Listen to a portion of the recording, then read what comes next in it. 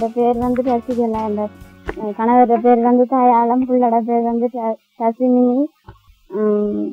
பவுனியா வந்து பவுனியா வந்த மாதிரி முகாமில் இருந்த மாதிரி இந்த கணவரை சந்தேகத்தின் மீதாக பிடிச்சிட்டாங்க. பிடிச்சி தடுப்புல வச்சிருக்கிறாங்க. நான் அதுக்கு பிறகு முகாமில் இருந்து பிறகு சாப்பாட்டுக்கு சரியான கஷ்டப்பட்டோம். நாங்கள் கஷ்டப்பட்டு